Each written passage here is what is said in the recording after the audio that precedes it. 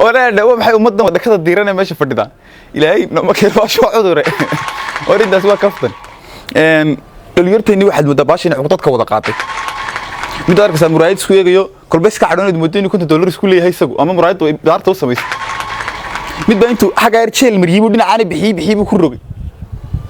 mid baa feeriyo yixyar xaga kaga taalood muddo xaga dama uga carray baasha ilaahay ba bixiyo xanuun meedu ku haysa iyo garaac iyo dhimeedu ku haysa iska daa khaliha ala Allah haska taala meesha taasi waa taa qodobka labaad ee sheegaya wuxuu yahay war xafladda waa la inoo qabtaa inuu iska nimaado ma ogtahay saliidaha iyo gariimada dhacay ugu badan timaha daadaadiya ninka xafladda idin qabanqaabiya sameeya oo hadana waad iska imanaysaa umadiina wada waaweyn wada dhakada diiran meesha waad soo fadhiisanaysaa Soomaalidu ma ogolaan wax loo sheego war cadaanku xataa xafladda lacagta lagu bixiyay intii gaaraysa wad garanaysaa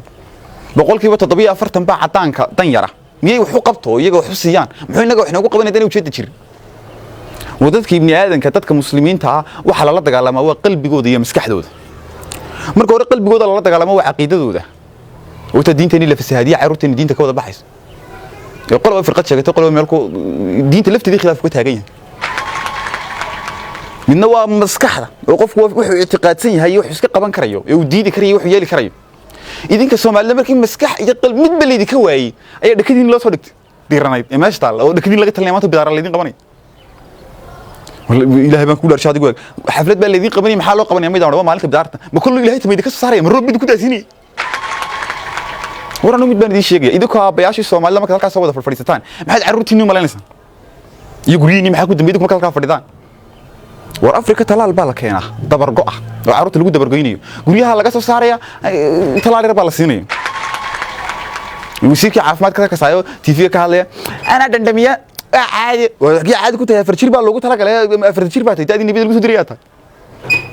war inaga hadday cadaan hadduu wax soo saaro ama cadaan uu dawad dalka keeno dhamaanteen sukuun hay waynu ku sukuun baynu ku wada faraxsan waa in cadaana ayaa inoo keenay laakiin in Soomaaliya maanta dad falaashaha soo qaado lixis asxaabihiin u geeyo